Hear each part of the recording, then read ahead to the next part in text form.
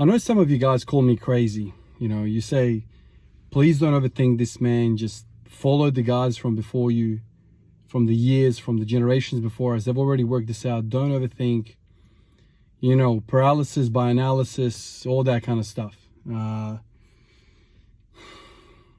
I get all of that. I really do. And I understand that having that hesitation on a sporting field because you're overthinking is very, very bad. In certain sports, you're not allowed to think. You just have to act upon instinct and things will happen. But in this sport, actually in all sports, and even in my education when I was going to university, my whole thing always has been, I do not want to be just some computer that just fact retention computer. I don't want to just remember facts. I don't want to remember just pieces of information. What I truly seek is understanding. And to get to that level of understanding, you're going to have to think about a particular problem from every angle and test yourself whether you truly understand the situation in front of you, the chessboard in front of you, you know, the problem, the puzzle in front of you. Do you understand? And a lot of times, you know, people say that if you really understand this stuff, you need to be able to teach it, right? You need to be able to teach it. And so for me, when I think about training, when I think about the good times, the bad times, I'm always thinking about all these different things because I'm always seeking an understanding. It's not good enough for me just to go, okay, just do wide stance squats and just keep doing that. And then, you know, throw in a few, you know, variations of the front and back squats and just keep working that and you'll get good. I don't want to know that. Like, okay, that is a fact. This is what I got to do to get better. But what I really want to know is why is the wide stance doing this? Why is variation doing this? And that's how my mind works, man. Even at university, I might not understand the facts, you know, all the numbers associated with certain things, but I have a intuition. I have an understanding of what's really happening. And that's really what you're seeking here, because with understanding, you can adapt to situations that fall outside certain boxes because you understand the system. I understand how the cardiac system works. I understand what's happening. I understand what's normal, what's abnormal. I understand the progression of patients from A to B or whatever, right? I seek an understanding, and that's how I work. So like yesterday was a great day, right? I said that PR of 210 on the SSB. And automatically I just go into like, this is fantastic. All of a sudden my mind lights up and I'm just thinking about the previous couple of weeks, thinking about what I've done, how I've done it, what's really the driving factor.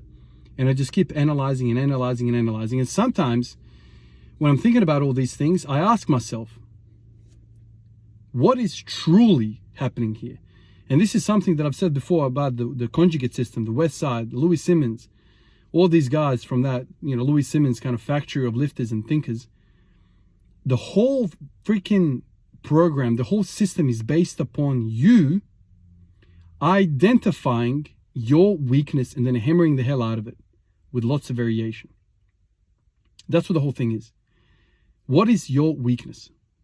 And so I look at myself lifting a lot, as you can probably tell by all the freaking videos. Yes, I do watch my own videos and I listen to my own thoughts.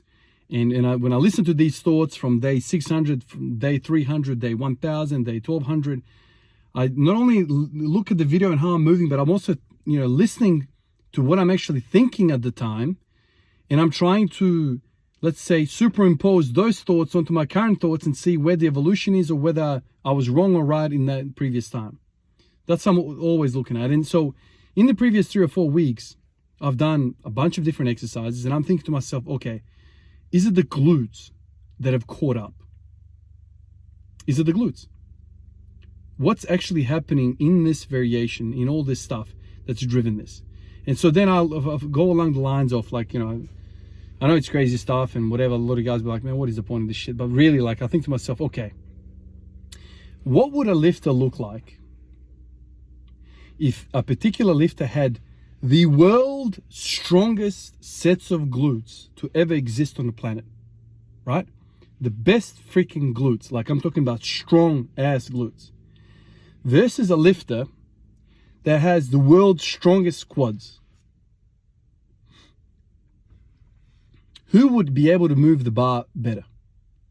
And I know it's not one of those situations where it's like, you know, what would you rather, your mom or your dad? You know, it's like weird, right?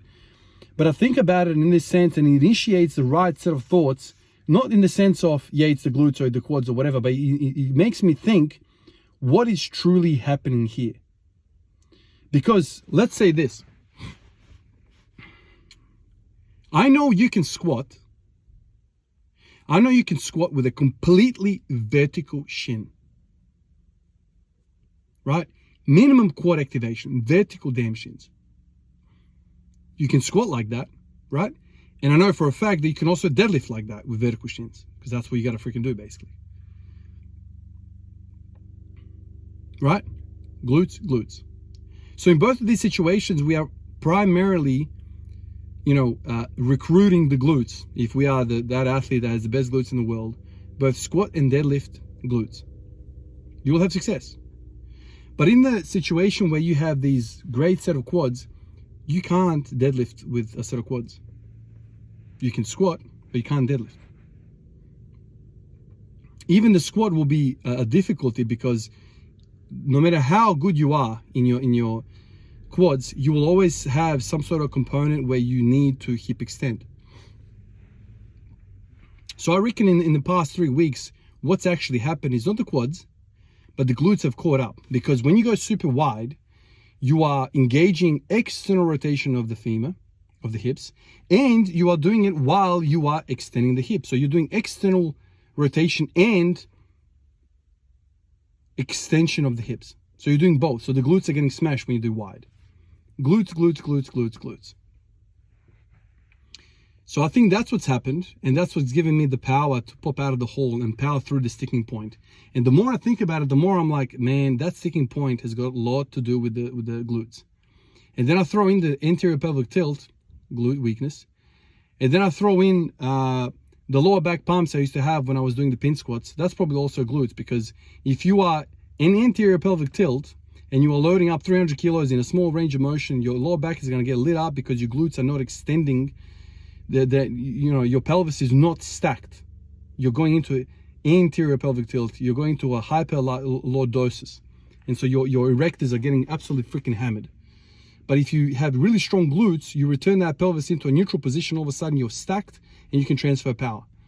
That doesn't mean that you start going into a Brad Contreras array of glute activation exercises, from frog pumps to back lifts to whatever they're called, heel lifts, fire hydrants, all of that. I don't think you should go into that. Like, that's hypertrophy stuff, which is all well and good, probably wouldn't hurt you that much. But I think you have better use of your time by doing something like Louis Simmons, chains, bands, wide stance squats, depth box squats, all these different things in wide stance. Get comfortable in the wide stance. Wide stance is the story here, man. Wide stance. And that's all I'm thinking about. I came in today again, wide stance. Worked up to 2 plates. Yes, it's a piece of shit weight. Doesn't get exciting, but it's a fight for me. Whatever, it's a fight. I feel like I'm working quite hard with 2 damn plates. How amazing is that? So my mind's always going on and on and on and on, trying to fine tune it, because eventually what I want, I'll tell you exactly, why I chase understanding. Eventually I want to be that guy that my son approaches to me and says, Dad, what's really happening here? And I'll go to him, well, here are the facts. Do wide stance and your narrow will be better. But then he might come to me like a month later and be like, Dad, I have a problem. And I'm like, well, did you do wide stance? Yes. Well, I don't really know what to do next, because I don't quite understand what's going on. I just know to tell you, do wide stance. And if you don't have understanding, that's where your conversation ends. You just do wide stance. So, but there's a problem here. I've got a bit of knee pain. Well, just do wide stance. You don't have an understanding of what's going on. So when you have an understanding, you can adapt on the fly, and you can really, truly work through problems. You can problem solve. You can puzzle solve. You can work shit out. You're not just a machine. You're not a vending machine, right?